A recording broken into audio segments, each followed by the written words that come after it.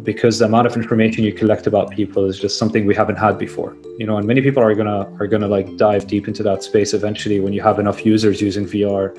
But yeah, unlike your phone, which collects a lot of information about you, in VR you're just collecting so much personal information. Just the way your head moves is a unique print of who you are. You're collecting every single degree of movement.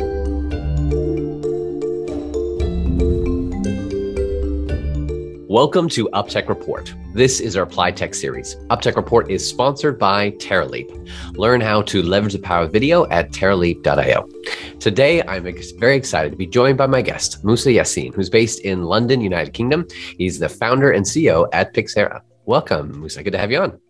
Thank you, Alex. Thanks for having me. Now, Pixaera is an immersive learning simulation platform focused for the workplace. So I think you're working with enterprise clients in the energy and manufacturing sectors, working with the likes of BP and GE. Now, Pixaera, help me understand like the root problem that you set out to solve. What did you see in the space? You're like, hey, an immersive simulation. So we're talking about like VR but also computers. What did you see the problem? Okay, so I think we can break it into different stages, but the problem we're solving today specifically is, if you look at the safety industry, what not many people know about the safety industry is that it's like a $56 billion market, right? Every single person, and they call them goods producing sectors like construction, manufacturing, energy, food, safety, has to take mandatory trainings yearly. And they're currently provided through lectures, PowerPoint, video.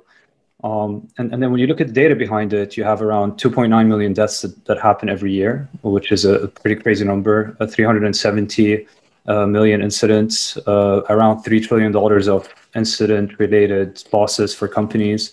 So what we went after, knowing the value of simulated learning and how effective it is for training, focusing so much on that vertical to provide companies with an alternative that is more affordable and orders of magnitude more effective for their employees in ways that are scalable is the first problem we're focusing on solving. And to be even more specific, we're working on something called the life-saving rules. And we're just doing a single product right now that has 9 different modules in a way that's just better than anything out there to also hit a more affordable price point for companies where it's a no-brainer for you to make that transition. You saw the giant industry of safety training and the need for billions of dollars that the industry exists, and the problem that the existing solution is mediocre. It may or may not work that well, or there's room for improvement in bringing in immersive solutions, immersive training. You don't have a background in VR and AR stuff. Tell me, how did you get into this? Like, take me back. You actually worked at BP, correct? Yeah, that's true. So yeah, I mean, the interesting thing here is I've always been a gamer. I've always been very, very passionate about gaming. And when I started working, I actually started my career in consulting. When anyone would ask me, where did you learn a lot of what you learned before getting into the real world? It was through playing World of Warcraft, and that always stuck with me because within a game, I'm working with many different people from all over the world, all different age groups. We're solving problems together.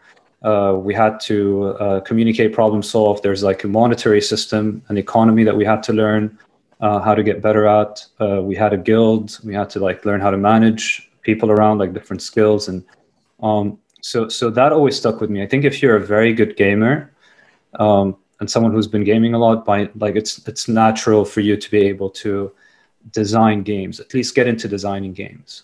So that's one element. You make it sound like gamers should put their game history on their resume, their CV, when they are applying for jobs. I honestly think so. I actually believe that. I look at parents now that tell their kids don't play games or don't play so much Fortnite, and I always push against that. Just the future of the world is going to be in the virtual realm, whether we like it or not. That's something I believe in personally, and the world can go in many different directions.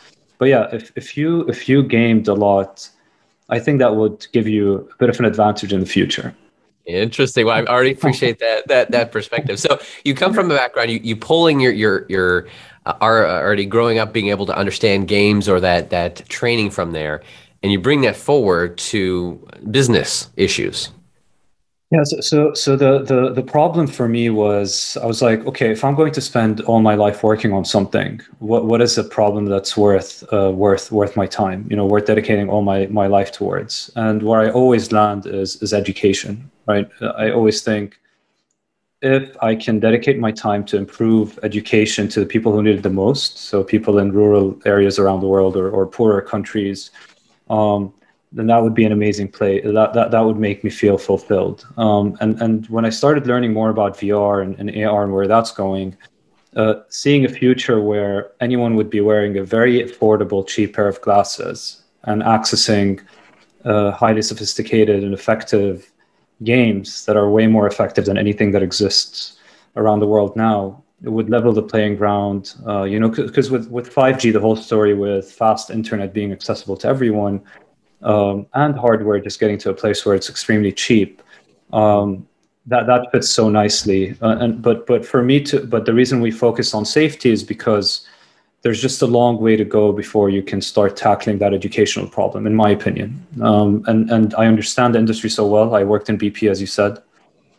Safety is like a critical problem right now. Like if someone gets hurt on site, it's a massive deal, and the budgets exist. So it's a place where you can really solve a problem today, generate revenue, build a team, and build the tech around it. You were a supply chain playing a role in supply chain at BP. What did you see there when it comes to like training and safety concerns that started to make some of the wheels turn in your head? Yes, so I started off with implementing a system they had called Maximal, and I implemented it for the supply chain team, and then they hired me as a consultant. They took me in full time, and I was put up for a task to like set up contracts for local Iraqi contractors. I was working on a project in Iraq, and 2 months into the contracts being deployed, and I was excited for managing the contracts end to end. An 18-year-old kid walks under a pipe, and the pipe fell on him for an unsafe procedure, and he passed away. So I was still 23 at the time, and yeah, the GM at the time asked me as the contract manager to take all the contractors we had, which were flow line contractors, and retrain them all. Like get the right company to retrain them all. So I experienced quite a bit of what safety training looks like, and it's just very sad is a good way to say. Like people just walk into a room like an assembly line. The guy just walks them through a bunch of bullet points, signs this passport for them, and they walk out. So that was kind of the first shock, and seeing the amount of money we spent at the time, which was close to $6 million per year to train these people. I was like, this has to change, but the connection between gaming and that, where hardware was and where everything was, just yeah, the dots didn't connect at the time. This was around 2012 to 2016. You were playing a role at BP. Yeah. Okay. And what was the next step from there? I feel like you also had something else going on with Geeks. Yeah. At AE. What was that? Yeah, so in 2014, actually, I left BP on the basis that I wanted to move away, start something on my own. I started with a friend called Fethi, and yeah, it started off as an IT, let's call it like device repair, scalable device repair service. And there are different things that I didn't know at the time is like understanding the market size, thinking about scalability, understanding unit economics was something I wasn't really aware of. I just wanted to get into the startup world, and Uber was hot and anything on demand was hot. The business ended up pivoting towards being an IT support SaaS play that my co-founder kept moving with. And as the whole B2C side settled down, that's where I was like, okay, now what do I do next? And having learned what I learned about the importance of culture, the importance of thinking about market size, building a very strong foundation within a team, I took those and kept digging into the next problem I wanted to solve, and that's how Pixaera kicked off. Growing up and living most of your life in Dubai, uh, starting a business, is it easy? Is it pretty simple? What's that process look like? Honestly, it's never simple. I think when you start a business, everything, all the odds are against you, especially in Dubai. I mean, 2014 in Dubai, there were barely any investors. You don't have that much, like tech talent isn't that readily available. Remote work wasn't a thing at the time. But I mean, even looking at today, when you start a business, no matter how much experience you have, clients, like if you look at all the different factors, uh, like licensing entities, at least in the region, um, like yeah, the costs are high. Now it's much easier. Like today, it's much easier to set up a company, but then banks give you a hard time to set up an account for you because they don't know if they can trust you with maintaining a P&L and maintaining funds. Companies won't sign anything with you because you're small. They don't know if they can trust you. Investors need to see evidence that you can like prove your concept. They need to see that like you have traction. Employees don't want to work with you because they don't really believe this is going to go anywhere. So like all the odds are against you when you start a business. You just have to know how to play the game, figure out what the right steps are. And yeah, I don't think it's ever easy, honestly. If you're a founder, you always appreciate every other founder out there. Because you know what they go through. Being able to start Pixaera, what was that journey like? Were you able to, was it pretty easy to find some investors that saw your vision? Yeah, honestly, we just took the right steps, at least much better than the first time around. The way I did it this time was kicked off with doing as much as I can myself. So I funded the business initially with initial capital. I just traveled around. I went all over Europe, just going to meetups, learning about the gaming industry, game development. Um, and I thought of the question I asked myself is how can I just prove the concept, see if clients are willing to pay money for this by spending the least amount of money possible. And then when we started getting interest from clients, that's when I started putting everything together. You know, first looked for a few very strong people that I trust, that I know can plug in very well into the business, that are like really strong individuals. Started off talking to them, recruiting them, and then yeah, building a very strong story and raising a pre-seed round. So just getting people around me, and I'm lucky, I'm fortunate enough to have people around me that believe in me, that were able to put the initial capital in. And then, yeah, post that, after you have that initial capital, it just becomes a game of, yeah, showing that you can deliver, you're a team that can execute, and showing the market, showing that clients are that excited about your product and are signing contracts with you, becomes the driver of growth. Working with enterprise is its own unique space for sure versus Yeah. going with small business or others. I feel like with your probably your geeks.ae was more small business and consumer, right? Yeah, I mean, enterprise business is a high risk. I mean, if you talk to an investor about going after large enterprises, they'll probably just run away because, I mean, I can only imagine how many companies thought they're going to sell to large businesses and failed because they put all their eggs in that basket. So yeah, it's a very risky game. They're very sophisticated. There are like security procedures that you have to get through. But once you're in and you do a good job, like you're in, like they have the budgets, they have the money, and it just gives you that very strong foundational layer. And when you're working with safety, unfortunately and fortunately, you just have to play the game the right way. When you're working with safety, it's very difficult to start from the bottom up, right? You can't, like, the small companies aren't the ones who are going to dictate the standard. The large companies are going to dictate the standard and are going to enforce it to all their contractors, and then everyone kind of follows suit. Were you immediately from the onset thinking virtual reality when you thought of training? Yeah, so that was kind of the first pivot, you can say, that we did. At the beginning, it was like VR only. We went and we built a simulation in VR, and we're very proud about the way we built it, honestly. Till now, the feedback we get from our clients is the modules stand out big time because they're very intuitive, they're very user focused. But what happened when COVID hit? So like what I would tell you as a client is I would tell you, set up a training facility, buy a bunch of headsets, buy 5 headsets, and start cycling people in. And looking back now, that just sounds very, very like a crazy suggestion to give companies. Um, as soon and again, we're learning as a company. We're learning like what are simulations, how are they effective, why are people actually retaining information when they take training through a simulation.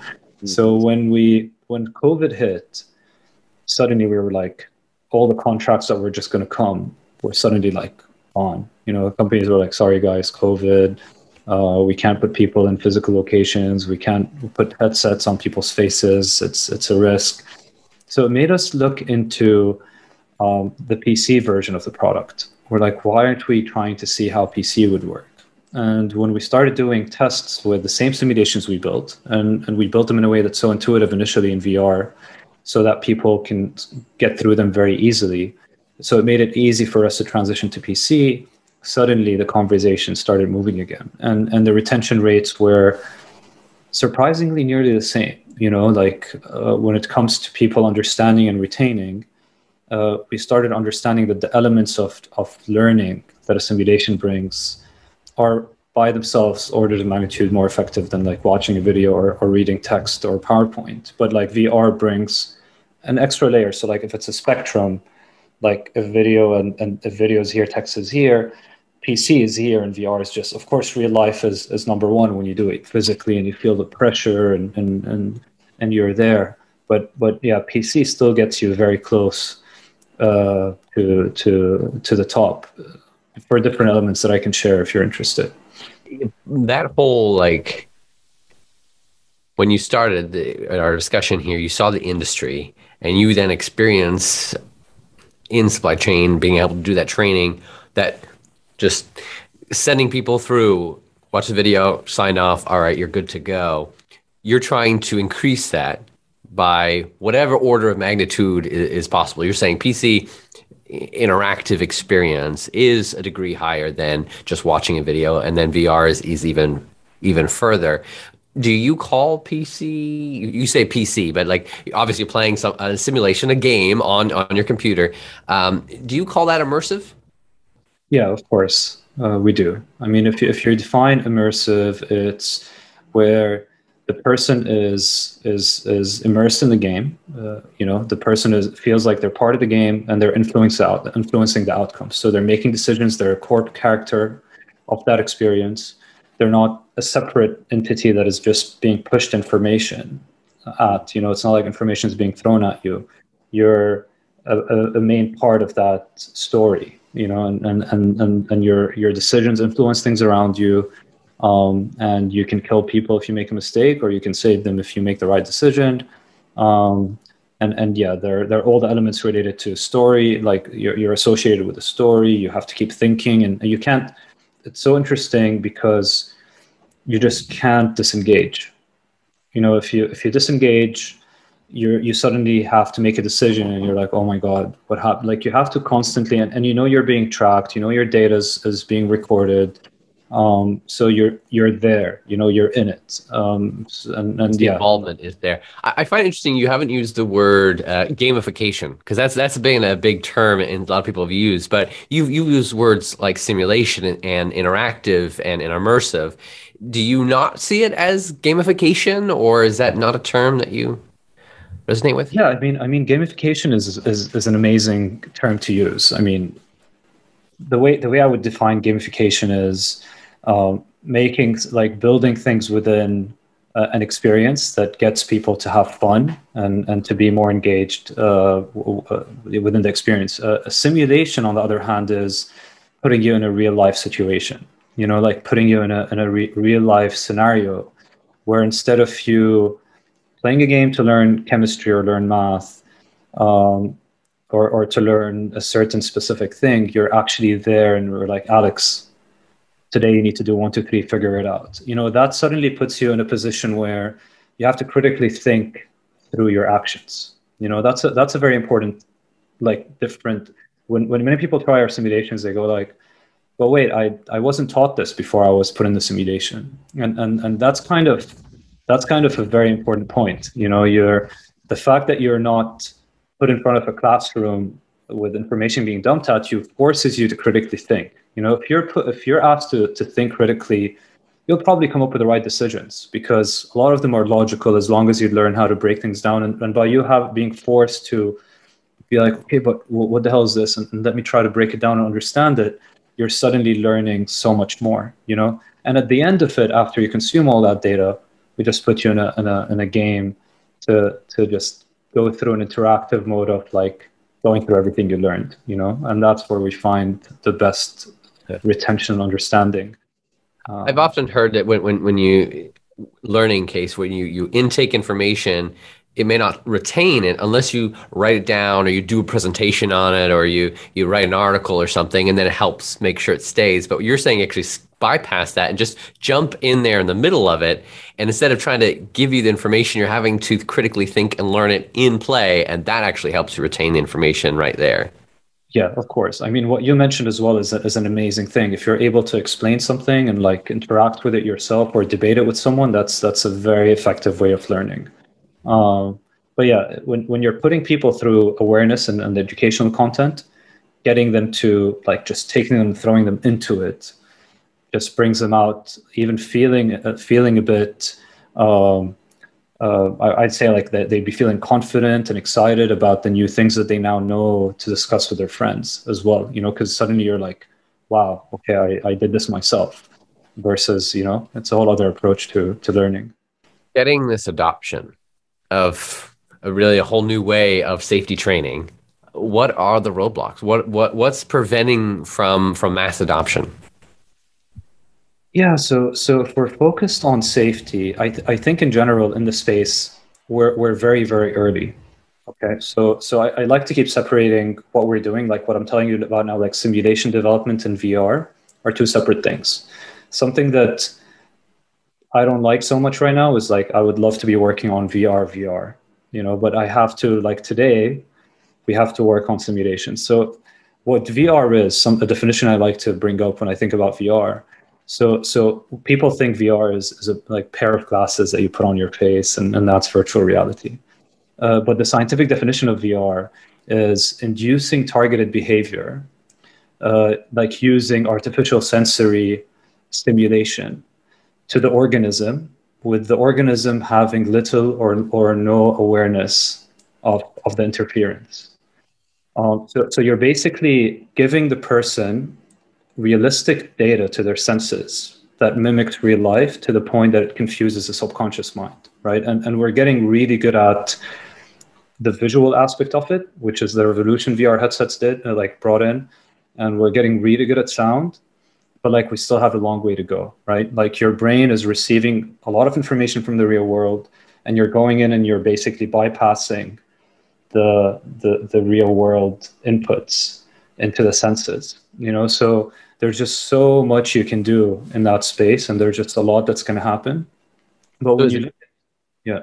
Is it just the hardware that needs to catch up and people just to start to be able to adopt it further before mass adoption?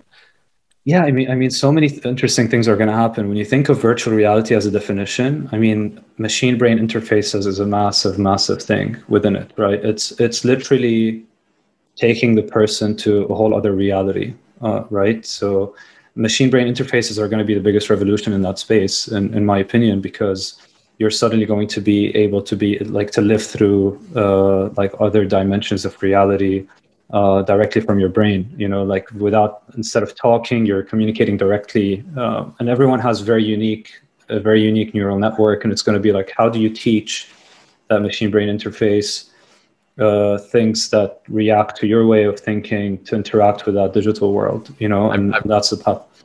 I've read about, of course, Elon Musk has his thing going on, and then this Steam's Valve's owners is working on their thing. So they're working on those brain interfaces. And Facebook too, yeah. Oh, yes, of course. Facebook, they've been growing that. But you are trying to be able to say that you don't have to wait for brain interfaces to get the value of simulations and virtual reality.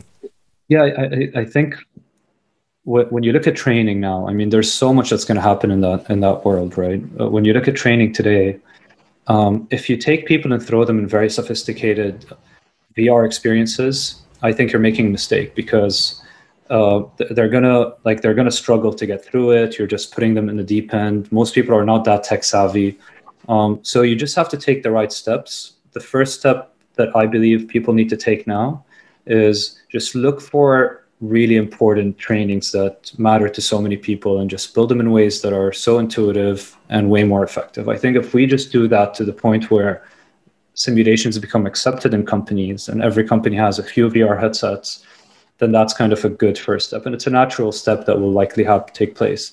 But then hardware improvements will keep coming in over time. And then the percentage of VR headsets versus PCs will keep increasing. People will end up having more and more VR headsets until eventually a lot of the training is happening on your VR headsets. How the world's going to look like at that time, there are so many different paths that could take place. But I don't think beyond just people understanding the technology, I don't think there are that many roadblocks. There's companies are just starting to learn about it. They're just confused. Where do I start? What do I do? Does this actually work? Is this very expensive? What we try to tell people is like, just get an off-the-shelf product. Don't pay a lot of money. Just pay a couple of $1,000s. Get yourself a headset. Get in there and hear your employees' feedback, and then like figure it out slowly. But yeah, there's just a lot of confusion and fear, which is natural when something new comes in.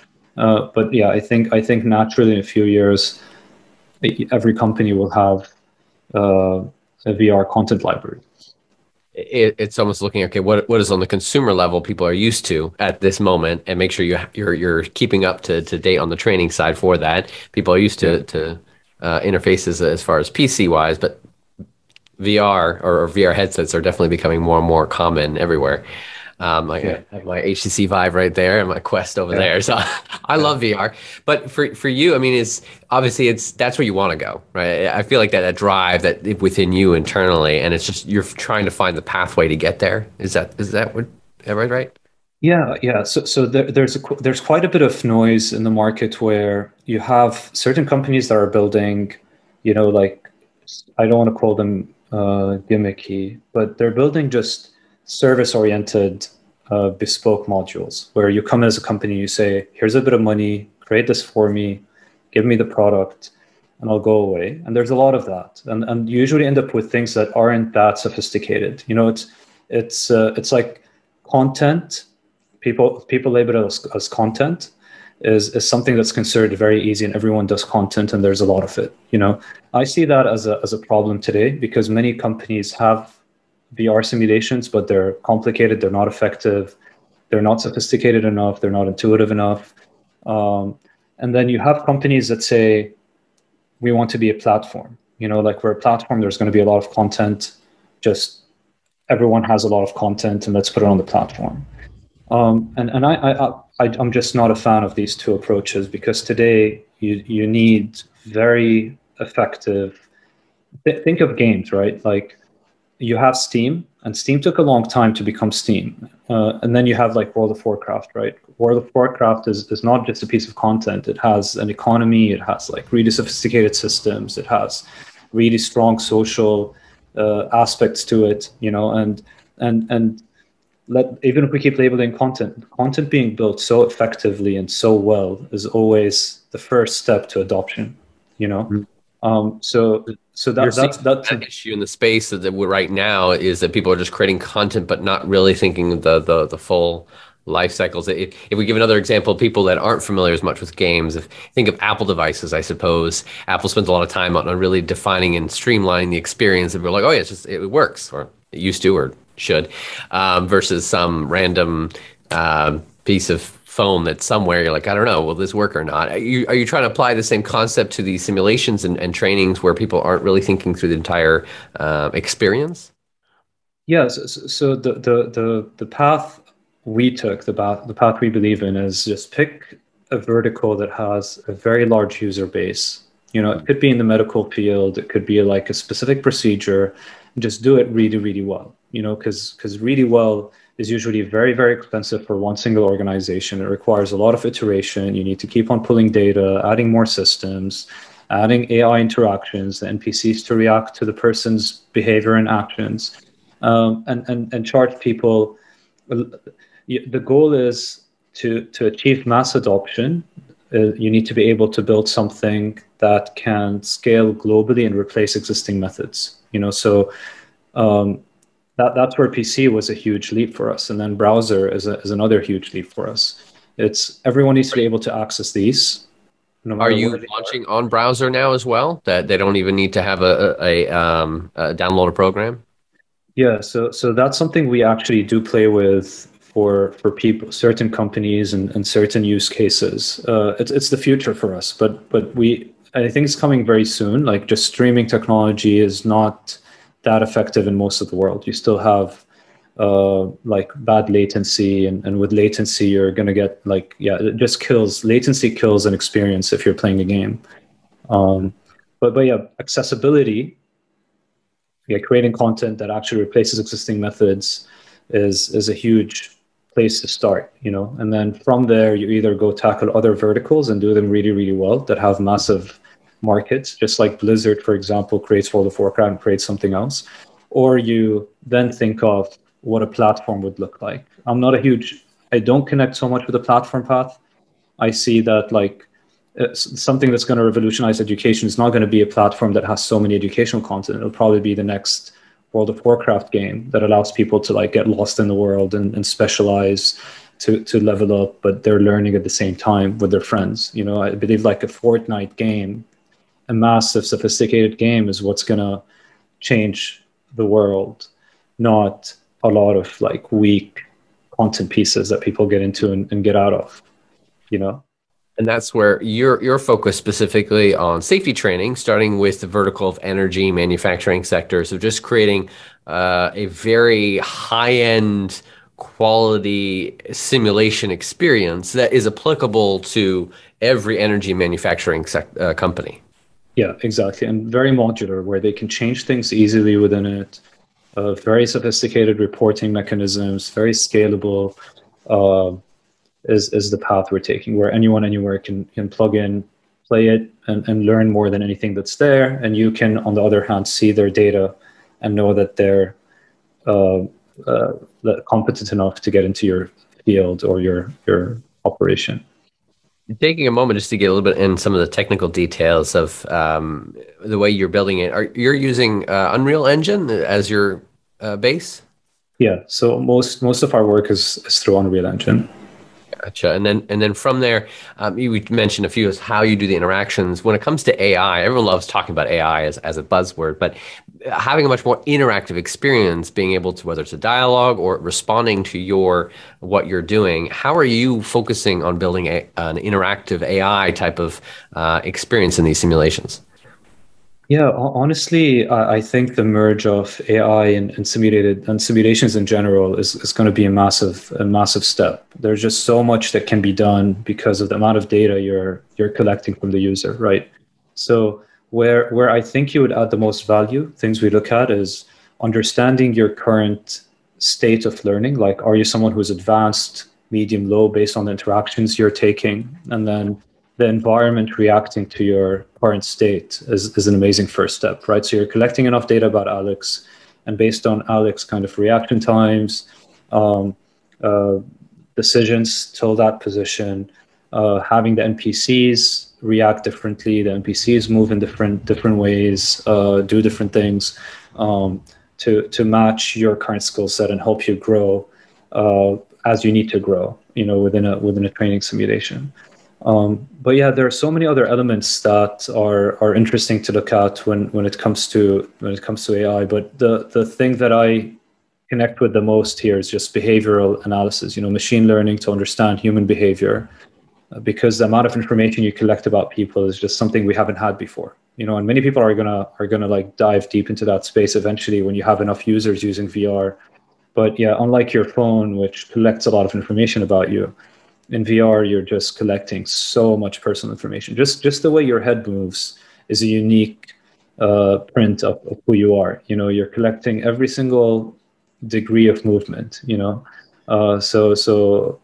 yeah, your eye movements, your kind of the speed you're making decisions, your how you engage with people and how you interact, and obviously it's going to be used for good and it's going to be used for bad eventually, because like you'll know exactly when you need to hit Alex with an ad, and when they're likely to press the buy button, which will be very interesting to see in the future. Yes.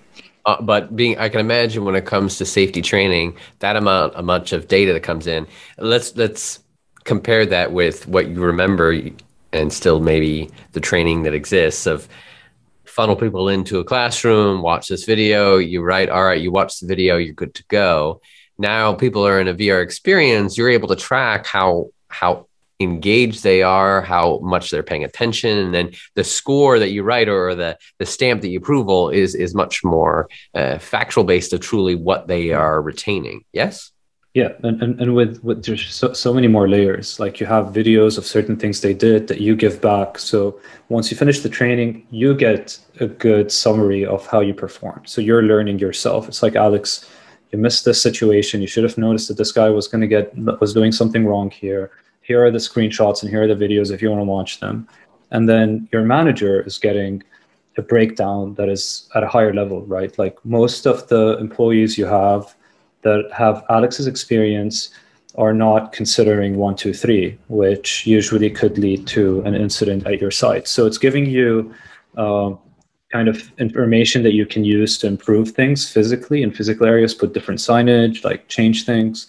And it's helping you understand your workforce to be able to spend more time with them on certain things versus, before the amount of information you had about anyone was so minimal, right? It's like these multiple choice questions.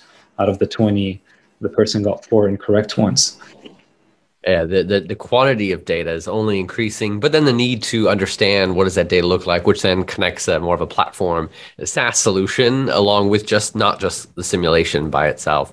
Mousa, what can you share of just your roadmap? What you're excited about? If we just look forward from here, and what can you share? Yeah, so several things, honestly. I mean, right now we're super excited about streaming. Like that's a massive one. Being able to push the products to everyone anywhere around the world is a big thing that we're super excited about. We've nailed a fully remote workforce, and that's been super fun to see. And we're going to continue with that. So that's really cool. Something that we're toying with a little bit is there's going to be an intersection between the virtual space and the augmented reality space, and eventually I think you'll stop using AR and VR as keywords. It'll just be extended, but you're collecting so much information about the people. So seeing how we can use that information for the industry as a whole, because safety is not a technical skill that company X has.